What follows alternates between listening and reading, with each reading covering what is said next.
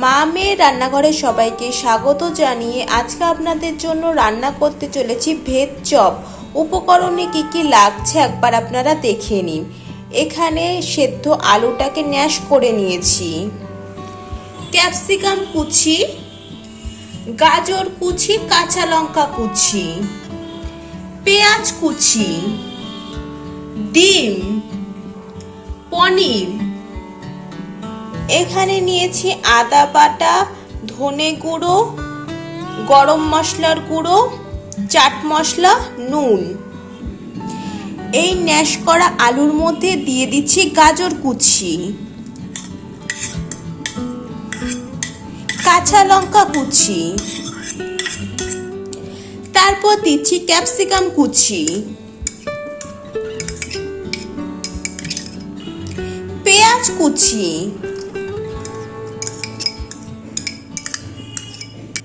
তারপর দিচ্ছি আদা বাটা।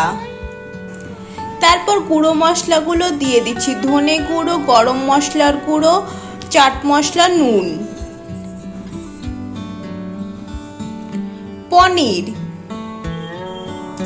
এবার সবকিছুর সাথে মেখে নিচ্ছি ভালো করে।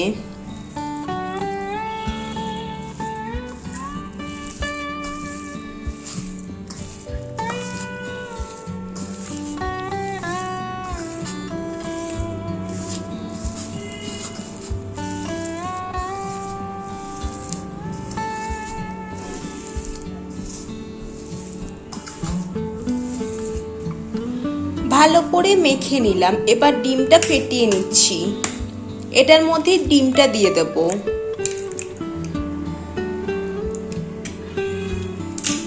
ডিমটার সাথে আবারও মেখে নিচ্ছি ভালো করে।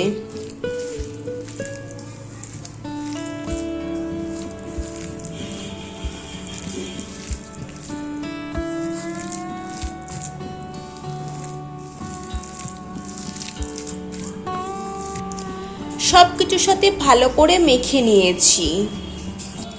এবার এগুলোকে চ্যাপটা চ্যাপটা করে বানিয়ে নিচ্ছি।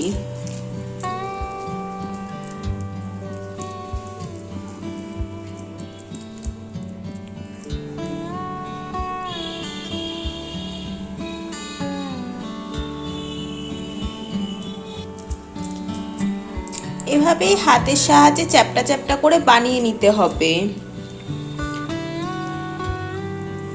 এভাবেই সবগুলো বানিয়ে নেব।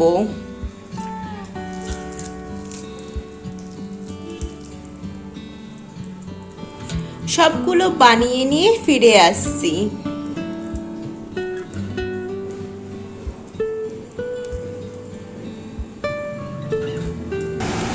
প্যানের মধ্যে সাদা তেলটা দিয়ে দিয়েছিলাম আগে থেকে। তেলটা গরম হয়ে গেছে, এবার দিয়ে দিচ্ছি চপগুলো।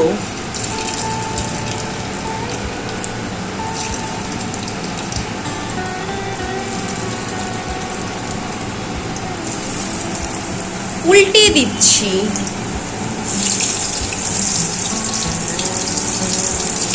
এক পিঠ কিন্তু আমাদের অনেকটাই ভাজা হয়ে গেছে।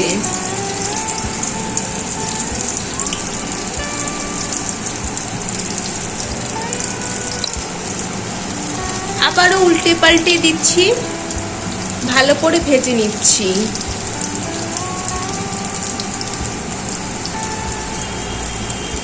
লাল লাল করে ভাজা হয়ে গেলেই নামিয়ে নেব। দেখতেই পাচ্ছেন লাল লাল করে ভাজা হয়ে গেছে, সেগুলোকে তুলে নিচ্ছি।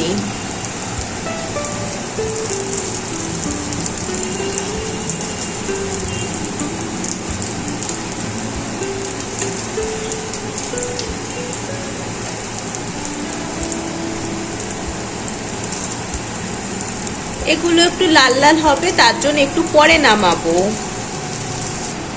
বাকিগুলো লাল লাল করে ভাজা হয়ে গেছে, নামিয়ে নিচ্ছি।